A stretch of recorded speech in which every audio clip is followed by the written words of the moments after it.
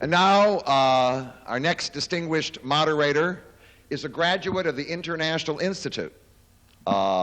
He is Rabbi Ben Biber, and he is now the rabbi of the Machar congregation in Washington, D.C. Ben.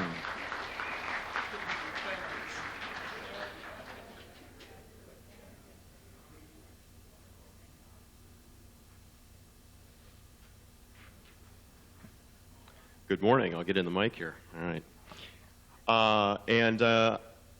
It's a pleasure to get the chance to discuss these important topics in this community. It disturbs me sometimes as a progressive Jew to be in certain circles of my progressive allies and hear things that are disturbing. If not Jewish conspiratorial talk, then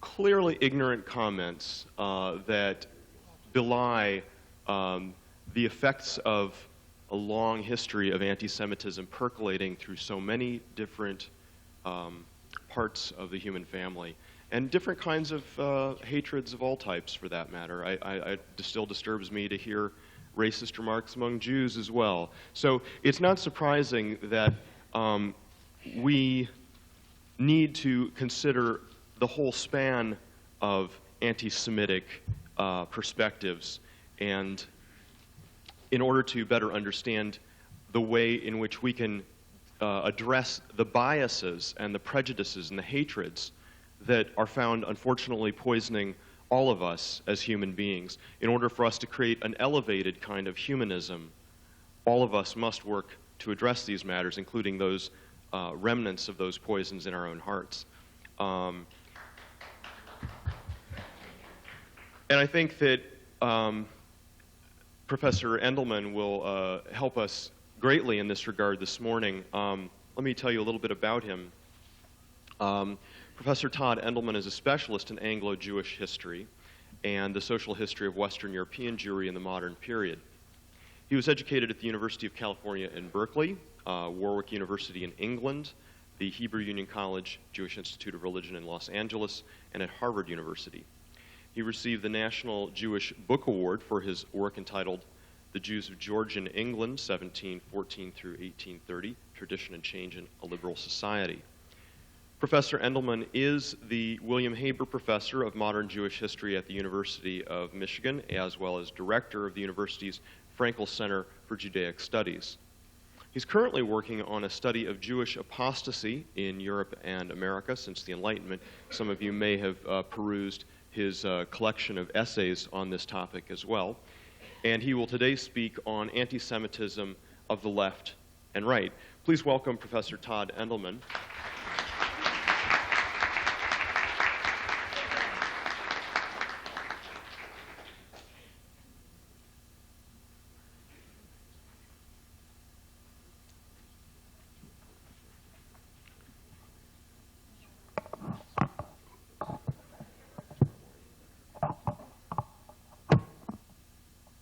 Okay, is this fine? Good. Problem is I can't see my text now because the microphone is so... I was being serious. I wasn't making a joke. How's this? Okay, all right. This is the hardest part of the talk for me. Okay. George Santayana's dictum that those who cannot remember the past are condemned to repeat it is misleading and even dangerous advice. Its message, know the errors of your predecessors so you do not repeat them, fosters the illusion that history repeats itself in easily comprehensible ways and that those who are alert to this are prepared to face the future. It errs, that is the dictum, in assuming that seemingly similar events across decades and centuries are in their essentials identical, regardless of the circumstances in which they are found. It ignores the possibility that the newest manifestations of a phenomenon may be both similar and dissimilar simultaneously, and thus require a fundamental reassessment and altogether different responses than earlier manifestations. Consciousness of Jewish history shaped how Jews and Gentiles responded when Nazism rose to the fore and when the Holocaust occurred. Similarly, for us, consciousness of these events has shaped understandings and responses to current outbreaks of anti-Jewish hostility. The destruction of the bulk of European Jewry during the war and the inability of Western Jews to do much to prevent it has heightened contemporary Jewish attentiveness to anti-Semitism. Levels of hostility and stigmatization that Jews in the first half of the 20th century were resigned to now appear as intolerable in the eyes of their children and grandchildren. It is difficult for them to regard anti-Semitism as just a social irritant or an emotional affront. The Holocaust has left them nervous, on edge, sensitive to the potential consequences of widespread Jew baiting, prepared to regard all incidents of anti-Semitism as significant, as potentially genocidal. However, if memories of the Holocaust have made them vigilant, they may also have imposed a framework on the way in which they interpret current events that distorts the meaning of those events. And if we are to understand the latest currents of Jew baiting, then we must clearly grasp how they are both similar and dissimilar to their predecessors. That there is more hostility to Jews in Western Europe now than there was a decade or two earlier is widely accepted. While I cannot undertake a full review of the evidence, I do want to highlight the ways in which this hostility manifests itself. The most visibly shocking way is an outbreak of violence against Jewish property and persons.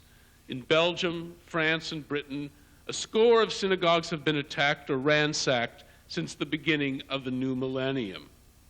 Jewish students have been harassed in the public schools, especially in France. Jewish worshipers on their way to synagogue have been assaulted. School buses with Jewish students have been stoned. The Umbrella Organization of French Jewry recorded 500 anti-Jewish incidents from early September 2000 through April 2002. The majority of victims have been lower middle-class Jews of North African descent, as they are more likely than prosperous Jews to live in close proximity to Muslim immigrants. One indication of how far things have gone in France is that the number of Jews who left there to settle in Israel, to make Aliyah, which was about 2,500, was double the number in the previous year and the most since 1967. Elsewhere in Western Europe, similar incidents have occurred, violent incidents, but certainly not in the dramatic way that they have happened in France. Throughout Western Europe, verbal violence has escalated as well. Alongside the rantings and taunts of hooligans and skinheads and Holocaust deniers and neo-Nazis, expressions of overt hostility have also sprouted in the liberal media. The cover, now notorious, of the London Weekly New Statesman in January 2002 carried the headline, "A Kosher Conspiracy," and featured a gold Magen David piercing a Union Jack. The story claimed to describe the influence of a rich, potent Zionist lobby that harassed, threatened, and smeared journalists who did not toe the Jewish line on Israel. To anyone familiar with the British press, it's quite clear that there is anything but a potent Zionist lobby controlling what gets published about Israel in the British press.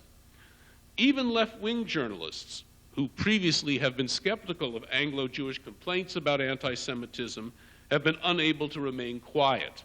The Guardian columnist Jonathan Friedland wrote, "The message could not have been plainer. Wealthy Jews were plotting to subordinate a defenseless, overwhelmed Britain. The cover would not have looked out of place in Der Stürmer. It was an image replete with almost classic anti-Semitism, rich Jews dominating their besieged host country." And we find things of similar ilk in other West European journals and newspapers. The liberal Italian daily La Stampa even revived the hoary charge of deicide, a cartoon showing the baby Jesus in the manger looking at an Israeli tank carried the caption, "Don't tell me that they want to kill me again." And in the same vein, a bishop in Copenhagen in a Sunday sermon likened Ariel Sharon to King Herod, who ordered the murder of all male children in Bethlehem under the age of 2. In other words, the bien-pensant chattering classes experience no compunction, as they might once have, about deploying classic anti-Jewish tropes. Now, when we turn from elite opinion to public opinion, the task of assessment becomes more difficult. Survey research is a flawed art at best, and the willingness of interviewees to reveal to pollsters their true opinions is different from their willingness and ability also to act in support of these opinions. So opinions are one thing, deeds are another. Still, there is clear evidence that public opinion is shifting, and the picture that emerges from various polls is not encouraging. From 1988 to 1991, 20% of French citizens thought that Jews have too much power. In 1919, the proportion rose to 31%, in 2000 to 34%. And similar kinds of results are obtained elsewhere in Western Europe. Now, this resurgence of anti-Jewish violence and anti-Jewish views in Western Europe in recent years is disturbing. But whether it presents the same kind of threat to Jews that pre-World War II anti-Semitism did requires further comment. If we compare recent hostility to the anti-Semitism that flourished between 1870 and 1939, very critical differences emerge. I'm not suggesting that recent manifestations are not threatening or disturbing, but rather that their threat is of a different order and a different magnitude from what we usually use as the benchmark of anti-Semitism, that from the period 1870 to 1939. So here are some major differences between today's hostility to Jews in Western Europe and the anti-Semitism of the half-century before Hitler. First, no contemporary West European political party with parliamentary representation seeks to reverse the process of Jewish emancipation. That is, to strip Jews of their citizenship and reclassify them as aliens, or to restrict their participation in state, society, and culture and return them to the margins of national life. This was the central objective of political anti-Semitism everywhere before World War II. The illiberal, hierarchical, anti-meritocratic politics of most conservative parties led them to oppose the unfettered participation of Jews in economic and cultural life. This kind of political anti-Semitism no longer stalks the parliamentary chambers of Western Europe or the drawing rooms of the rich and the well-bred. Another way of saying this is that the Jewish question, as it existed before World War II, is no longer even a central or even a peripheral issue in West European politics. At the start of the 21st century, bashing immigrants or bashing Americans is a much more effective electioneering strategy in Western Europe than bashing Jews. Second, anti-Semitism in Western Europe is no longer intimately linked to a set of mutually reinforcing anti-liberal views. Before World War II, anti-Semitism was, in Shulamit Volkov's felicitous phrase, a cultural code.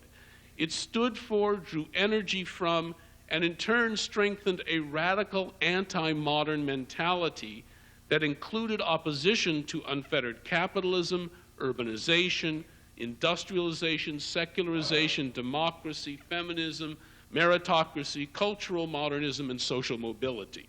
That is, things that we all associate with modernism and the modernity in the modern world.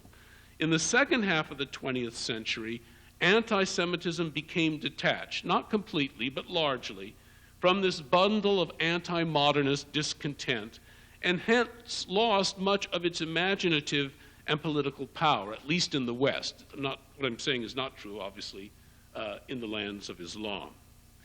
Third, anti-Semitism today no longer hinders Jewish social or economic mobility.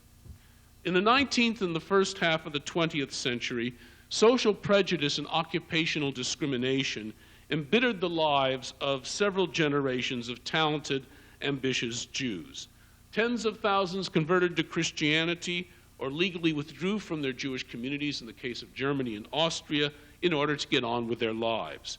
Even more of them, their ambition and hope thwarted, lived with their anger and resentment, and some of them mistakenly absorbed it and saw their own Jewishness as the cause of their misfortunes. Barriers to Jewish integration remained strong through the 1950s, but after that they began to weaken. In contemporary Europe, educated, middle-class Jews, Jews like yourselves, those Jews who felt the weight of discrimination most cruelly earlier, are professionally successful, socially integrated, and well represented in their national political lives. In Britain, for example, in the days of Margaret Thatcher and John Major, Jews held high political office, including such top posts as Chancellor of the Exchequer and Secretaries for Defense, Foreign, and Home Affairs. In Western Europe, being Jewish is no longer an obstacle to social acceptance, economic mobility, and political prominence.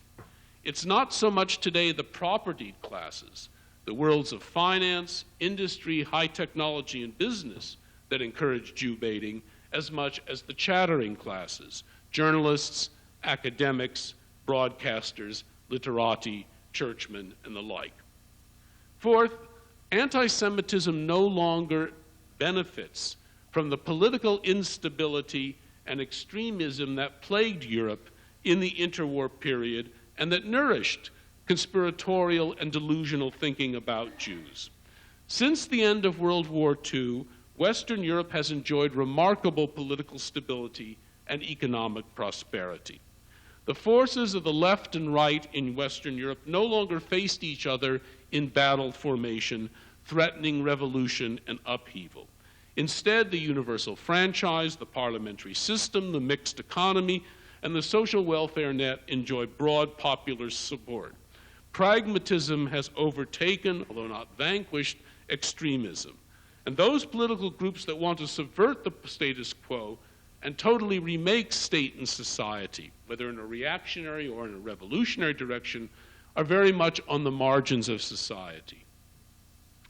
Fifth, before World War II, it was the right, rather than the left, that was the paramount source of hatred and contempt for European Jews.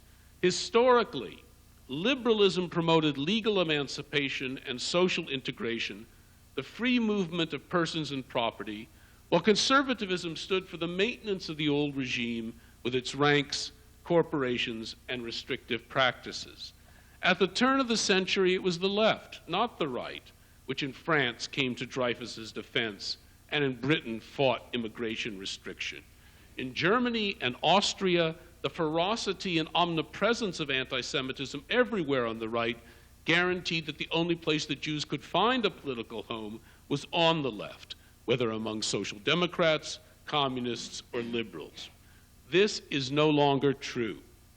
On the right, anti-Semitism is no longer the rallying cry that it was, while on the left, anti-Semitism has become entangled with and draws support from political currents that were non-existent or unimportant before World War II, specifically anti-Americanism, third worldism, anti-globalism, and there's a linkage to which I will return further on. Sixth, alongside left-wing parties and movements, there is another new font of hostility to Jews in Western Europe, Islam, that was altogether absent in earlier periods. Today there are between 15 and 25 million Muslims in Europe as a whole. Not all of them, of course, identify with radical Islam, but a significant minority do. In France alone, Muslims number about 6 million, which is about 10% of the population. These communities stem from Europe's former overseas colonies, as well as from Turkey, and they are still growing, both through a high natural birth rate and largely illegal immigration. On the whole, they are more separatist than integrationist, although this could change, in their stance and in their attitudes toward the societies in which they settled. And in socioeconomic terms, they constitute a distinct underclass, with all that implies in terms of poverty, crime, unemployment, alienation, and poor schooling. Given the crude, unreconstructed Jew-baiting of the societies from which they stem, where the blood libel, for example, is a daily staple, it's not surprising that Muslims in Europe have reactivated forms of anti-Jewish behavior that were once the preserve of fascists and pogromists.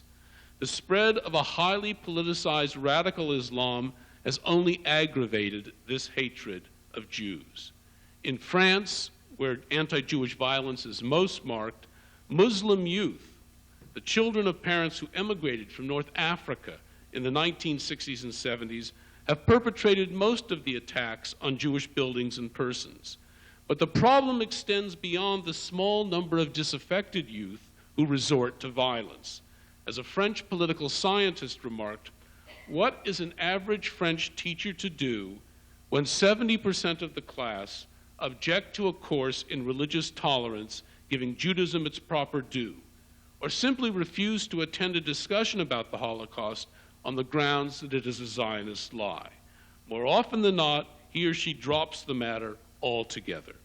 In many French schools, in fact, administrators have canceled Holocaust-related programs due to opposition from Muslim students.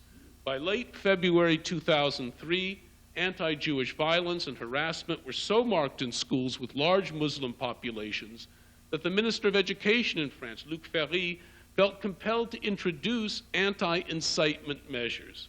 His intervention broke two politically correct taboos.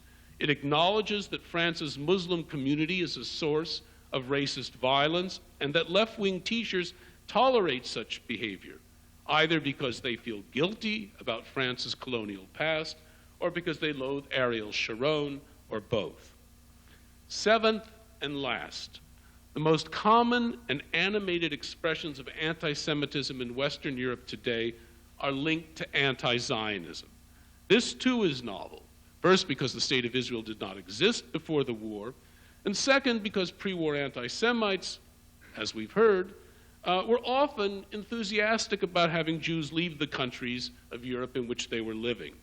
The real novelty, however, is the lively intertwining of traditional anti-Jewish tropes and themes and motifs with European anxieties about the rise of American power and the emergence of Jewish sovereignty. This intertwining raises the vexed question of the extent to which current expressions of anti-Zionism are at heart expressions of anti-Semitism.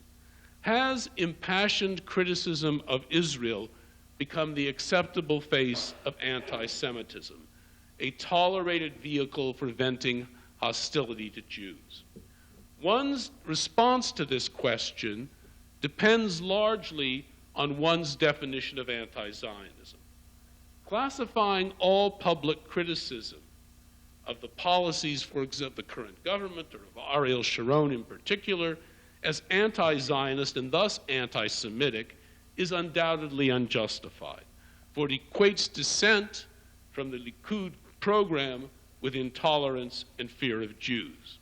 A more sensible rule of thumb, it seems to me, is to ask when and under what circumstances anti-Zionism shades into anti-Semitism, when it becomes more than criticism of Israeli policy. And from this perspective, I would argue that anti-Zionism crosses the line in the following instances. One, when it questions the legitimacy of the Jewish state, but no other state, and the legitimacy of Jewish nationalism, but no other nationalism, either in the Middle East or elsewhere. When it claims that the Jews are not a nation and denies the right for the Jews to define for themselves what they are, but allows every other people to say what they are and chart their own fate.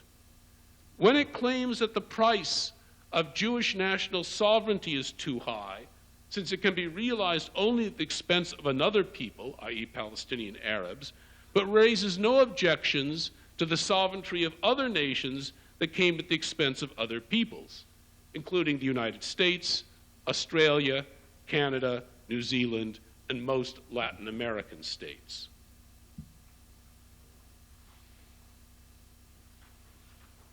Fourth, when it denies to the Jewish state, but no other state, the right to express the character of the majority of its citizens, that is, to be as Jewish as France is French. Fifth, when it demonizes the Jewish state, turning the Arab-Israeli conflict or the Palestinian-Israeli conflict into a morality play, a problem that Jews and Jews alone created and for which Jews and Jews alone are responsible. The alternative, of course, is to see the Palestinian-Israeli conflict as a clash between two authentic forms of nationalism. Sixth, when it expresses an obsessive, exclusive, and disproportionate concern with the shortcomings of the Israelis and the sufferings of the Palestinians, to the point that the conflict between two small peoples is transformed into a cosmic Manichaean struggle between the forces of good and evil. And last, seventh, when it sweepingly attacks broad collectivities like the Jewish lobby, the Jewish vote, the Jewish media, or the Jews who invented the Barbie doll, rather than specific organizations or individuals. When criticism of Israel crosses any of these lines and begins to traffic in the fantasies, obsessions, fears, and irrationalities that are stock and trade of full-blown anti-Semitism, then it becomes barely, nearly indistinguishable from that which it claims not to be. By this standard, the recent explosion of anti-Israel invective includes a disturbing subtext. In Western Europe, critics repeatedly invoke the old anti-Jewish Soviet-created canard launched in the wake of Israel's extraordinary victory over the Soviet Union's hapless Arab clients in 1967, that Israel is Nazi Germany reincarnate, that Zionism is fascism, racism, colonialism, that Israel's occupation of the West Bank is genocidal in practice and intent, and that its citizen soldiers behave like SS men. This kind of inflammatory language, with its equation of Jews with the 20th century's most vile regime, is a dead giveaway that more than a humanitarian concern about Palestinian suffering is at work. After all, there is far more human suffering today in sub-Saharan Africa, where millions of lives are at risk from civil war, AIDS, corruption, and misgovernment, than there are at risk in the West Bank and Gaza. Moreover, it's not difficult to identify other states, and not just in the Middle East, that occupy territory that others claim as their natural patrimony, including the United States, Russia, Italy, Spain, China, India, Turkey, Iraq, Iran, and Syria. I could probably think of more if I had time. Why, one wonders, are European statesmen, intellectuals, and media personalities obsessed, and I think that is the right word, with Israel's occupation of the West Bank, but by comparison are relatively indifferent to Syria's occupation of Lebanon, China's occupation of Tibet, Spain's occupation of Basque lands, Turkey's occupation of Kurdish territory, India's occupation of Muslim Kashmir, and Russia's occupation of Muslim lands in Central Asia? Why did the Belgian judicial system seek to prosecute Ariel Sharon, who failed to intervene when Christians murdered Muslims in Sabra and Shatila, but took no steps to prosecute the commander of the Dutch NATO contingent that pulled out of the Bosnian town of Srebrenica in December 1995, allowing the town's Muslims, whom the Dutch were supposed to protect, to the mercy of the Bosnians, who then massacred thousands of them? Indeed, why is there no West European judicial campaign to prosecute the Christian commanders who ordered and directed the massacres at Sabra and Shatila? What I'm saying is that when Europeans act arbitrarily and judge unequally, with one standard for Jews and one standard for the Jewish state, and then another standard entirely different for the rest of the world, there's more than a whiff of anti-Semitism in the air. As Thomas Friedman noted in the weeks before the start of the war against Iraq, there is only one group of Arabs for whom Europeans have consistently spoken out in favor of their liberation: Arabs living in the West Bank under Israeli occupation, Palestinians. Europeans do not care about any other group of Arabs in the world, or indeed any other group of Muslims in the world. When the only Arabs who are of moral interest to Europeans are those who are in conflict with Jews, the unavoidable conclusion is that Europeans are more interested in trashing Jews than in succoring Arabs. Those who argue in this vein are often accused of undue anxiety, of seeing anti-Semites everywhere, or of rhetorical chicanery, of delegitimizing all criticism of Israeli policy by simply tarring it with the label of anti-Semitism. Supporters of Ariel Sharon, who in general are reluctant to acknowledge the harsh realities of Israel's occupation of the West Bank and the legitimacy of Palestinian national aspirations, invite this kind of accusation by their reluctance. Moreover, the casual, immoderate way in which they toss about the charge of anti-Semitism works to undermine the arguments of those who seek to delineate carefully when opposition to Israeli policy shades into Jew baiting. Those who cry wolf all the time impede and discredit the work of those who cry wolf only when the wolf actually threatens. At the same time, those critics who are accused of anti-Semitism vigorously deny it, particularly those on the left who think of themselves as broad-minded, correct-thinking, progressive persons. They hotly deny that they are prejudiced, pointing out that Jews hold similar views, that they include Jews among their friends, and they have always championed what is just in their eyes. All of this may be true, but one can hold to a double standard without being conscious of it. In fact, it seems to me it's in the very nature of a double standard that it remains something which is unacknowledged. The fact that overt anti-Semitism is taboo in a respectable society in post-Holocaust Europe means that hostility to Jews will of necessity be expressed in ways that do not directly transgress this taboo. If one accepts the conclusion that hostility to Jews has become intertwined with hostility to the State of Israel, and that hostility to the State of Israel has become a respectable obsession in Western Europe, the next question is why? More than a half a century after the murder of 2/3 of Europe's Jews, why have expressions of hostility to Jews once again become permissible? Now, as with pre-war anti-Semitism, there is no single explanation, but rather a complex of causes which, working in tandem, produce the heightened hostility that is often called the new anti-Semitism. The starting point for any analysis of the newest wave of anti-Jewish hostility is the legacy of pre-war anti-Semitism, both secular and religious.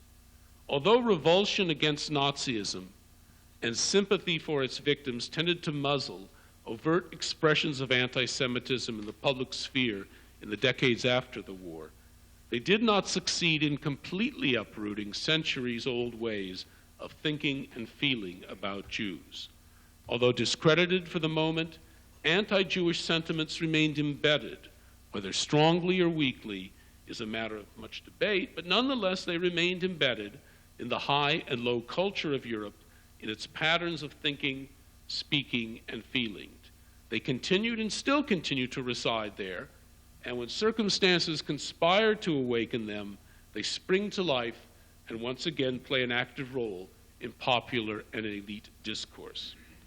In a general way, this point reproduces the classic late 19th century Zionist understanding that anti-Semitism was ubiquitous, eternal, and ineradicable, that no change in Jewish behavior, including conversion to Christianity, would cause it to disappear. Now, whether or not the early ideologists of Zionism were correct, they failed to explain why this was so. They rarely entered into the question of anti-Semitism's extraordinary staying power. Some invoked metaphors of illness and disease, but metaphors are descriptive and rhetorical devices, not explanations. In any case, they were more concerned with exposing the failure of emancipation and Jewish programs of self-transformation and regeneration. At the same time, despite their inability to explain anti-Semitism's persistence, they believed nonetheless that the eventual establishment of a Jewish state would eliminate anti-Semitism, both because the Jews would shed their abnormality and become a people like other peoples, and because the diaspora itself would cease to exist as Jews exited Europe and returned to their homeland. Without Jews in their midst, they reasoned, the peoples of Europe would cease to fear and hate them. Now, a century later, it's clear that these particular assumptions were wrong. And the reason, I believe, is that the ideological forefathers of Zionism, if anything, underestimated the emotional and cultural legacy of centuries of European stigmatization of Jews.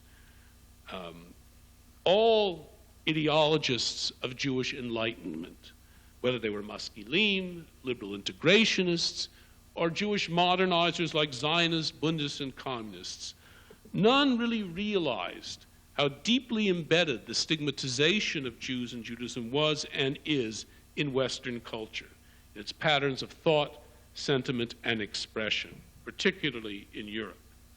Just as the legislative and judicial achievements of the civil rights movement in the United States failed to banish contempt for and fear of African Americans, so too consciousness of the Holocaust and the anti-Semitism that made it possible failed to destroy the legacy of centuries of Christian contempt. Now, I don't want to be misunderstood, so let me be absolutely clear. I am not saying that non-Jews are hardwired or genetically programmed to dislike Jews. I have no idea when and where and under what circumstances anti-Semitism will disappear, or even if it ever will. All I'm claiming is that the tropes and myths about Jews are more deeply embedded in Western culture than the intellectual heirs of the Enlightenment believed, and perhaps still believe. Of course, there's less recourse to them today than there was before the war, but they still have life in them, and they can be mobilized at moments when Jews enter the public arena, as happens whenever the Israeli-Palestinian conflict becomes headline news.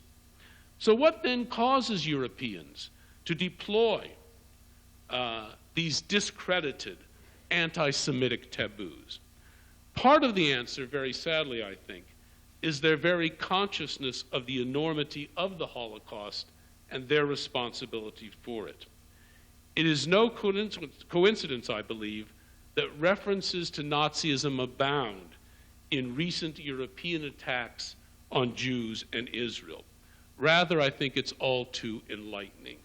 Much of the impulse to denounce Israel and its supporters flows from a desire to turn the tables on Jews and to displace feelings of Holocaust-related guilt.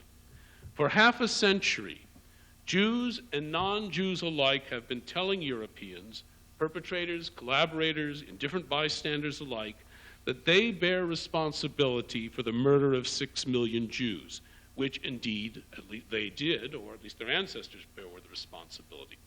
The use of terms like war crimes, crimes against humanity, and genocide, and the explicit comparison of Israel to Nazi Germany represents an effort, I believe, to displace feelings of guilt and responsibility. In the mental economy of those who use this kind of language, Europeans do not need to feel bad about what they did or failed to do during the war, because in the end, Israelis, Jews, are no better than Nazis. Those who have been pointing their finger at us, they reason, are themselves no better.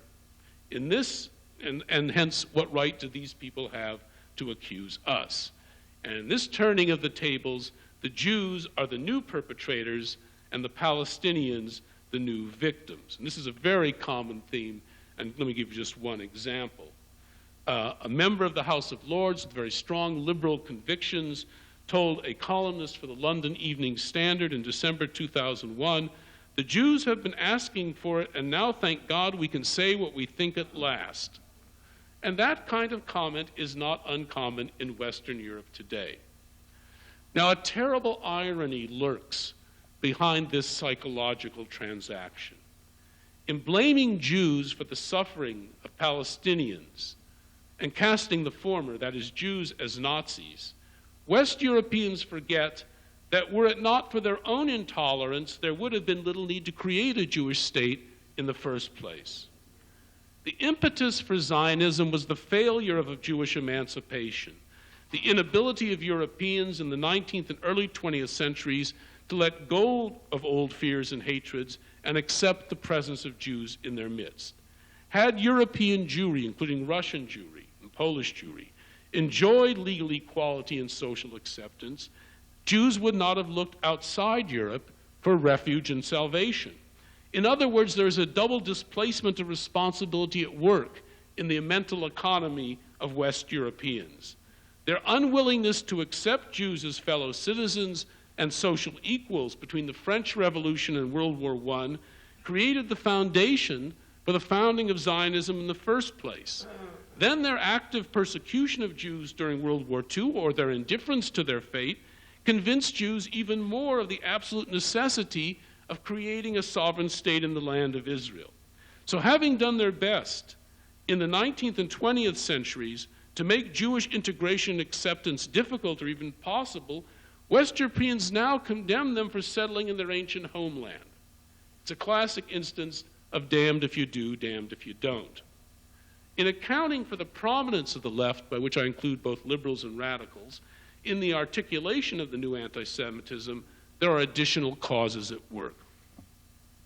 First, in the last half century, the left in Europe, and to some extent in America as well, has regularly championed the cause of third world, non-Western peoples.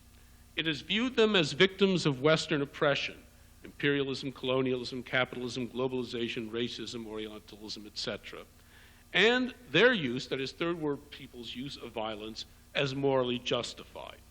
At the same time, it has turned a blind eye to the tyranny, corruption, and mass murder that have flourished in so many post-colonial third world states. The left enthusiastically mobilizes to denounce Israel, but not the gangster-like rule of Robert Mugabe in Zimbabwe or the slave trade carried on by Muslims in the Sudan. Most importantly, the left has romanticized post-colonial peoples and their struggles, turning them into bearers of progressive values and representatives of moral purity and authenticity, regardless of whether there's any factual basis for it. This is an old move on the part of European intellectuals. It dates back to the Enlightenment, when the philosophes used Persian, Hindu, and Chinese sages to criticize old regime European institutions and values. It is a kind of Orientalism that is of the Western world's discursive use of non-Western peoples for its own ends. So that said, it should be no surprise that the West European left, or indeed the left in general, has adopted uncritically the Palestinian cause, which can be viewed as progressive simply because its opponent, Israel, is a Western state and a close ally of the arch-Satan, the United States. In the early 21st century, the Palestinians play the same role in the imagination of the European left that other progressive, freedom-loving peoples, including the Cubans, the Vietnamese, the Nicaraguans, and the Chinese, played in earlier decades. Just as radical-minded college students once traveled to Castro's Cuba to help harvest sugarcane, their counterparts today rush to join Yasser Arafat in his compound in Ramallah. Moreover, even if this analysis of why the West European left has embraced the Palestinians falls short of the mark, the fact remains that it has embraced them and made their struggle its own struggle. Anti-Zionism has become an integral part of liberal and especially radical political rhetoric in Europe. To be a man or a woman of the left is to think the worst of Israel from the very start. It comes with the territory. There's no escaping it. For the West European left, anti-Zionism has come to function like opposition to abortion for the American right and support for affirmative action on the American left.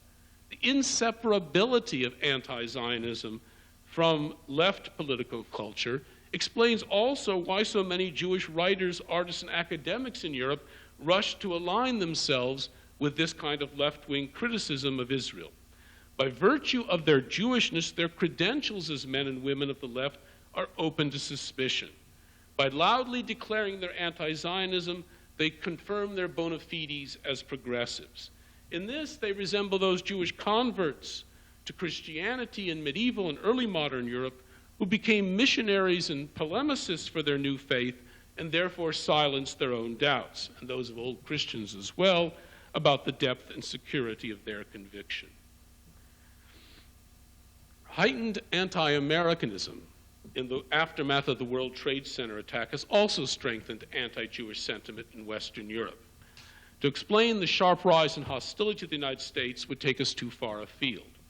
Suffice it to say that both Jews and Israel have suffered for their identification with the United States, Israel's chief big power supporter, since the 1970s. For the right, both Jews and the United States represent unfettered, soulless modernity and the subversion of tradition. For the left, they represent unbridled capitalism, rampant individualism, consumerism, and materialism.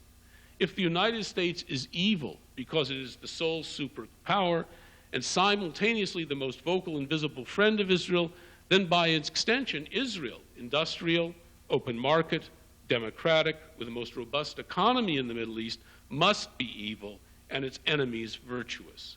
This explains, for example, why the anti-globalization movement, which obviously has nothing to do with what's going on between Palestinians and Israelis, has nonetheless thrown its support to the Palestinians, and why José Bové, the French sheep farmer with the walrus mustache, who wrecks McDonald's and destroys genetically modified crops, why he traveled to the Middle East to denounce Israel's activity there. This also explains why anti-war demonstrations in Europe's capitals in the months before the American invasion of Iraq became sites of crude Israel bashing. In Paris, for example, protesters carried banners showing the Magen David intertwined with the swastika and proclaiming Hitler, Bush, Sharon, in the name of God we kill. Significantly, the left was generally sympathetic to Israel between 1948 and 1967, when Israel was relatively weak, and hence, at that point, Israel could be cast as the underdog. And at this time also, America received little Israeli backing. Only when the Palestinians emerged as a nation and claimed the role of underdog, and the Soviet Union became the chief sponsor of Egypt and Syria, and the United States the chief backer of Israel, did the left turn with a vengeance against Israel. More generally, it may be that Europeans on both the right and the left are sympathetic to Jews only when they are powerless and victimized. Powerful Jews who refuse to play the role of the weak underdog and seek to chart their own destiny may simply be too disturbing. Jewish sovereignty itself may be too much to swallow. On balance, and in conclusion, the new anti-Semitism is worrisome, but not yet threatening. Like the old anti-Semitism, it draws strength and support from political causes that have little connection to the activities of real flesh and blood Jews. And like the old anti-Semitism, it incorporates and exploits powerful myths and images drawn from classical, pre-modern Christian anti-Judaism. But the new anti-Semitism is not in any sense a replay of the old. At present, it does not threaten the prosperity and safety of most West European Jews. In France, which may be something of an exception to this, Muslim youth do threaten Jews, but again, not on a mass basis. And initially, officials there were unwilling to acknowledge anti-Semitism was again raising its ugly head, but as the situation worsened, they took a more activist stance. In general, West European governments now seem willing and able to contain the threat of anti-Jewish violence. Certainly as individuals, Jews continue to prosper and play highly visible roles in political and cultural life, far more so than they did in the interwar years, at least in terms of political life. But at the communal or collective level, Jewish interests, in particular Jewish concern with the health and security of the Jewish state, are more vulnerable. Now, this is very different from the threat posed by right-wing, ultra-nationalist anti-Semitism before World War II, whose goal was banishing Jews to the margins of society, or in the case of Nazism, destroying them altogether. In today's Europe, Jews have enemies on both the left and the right, but they can no longer look to the left to defend their interests. Familiarity with the past would not have prepared one for this turn of events. Few could have predicted it a decade ago. But familiarity with the past does allow one to see what is genuinely novel in this situation.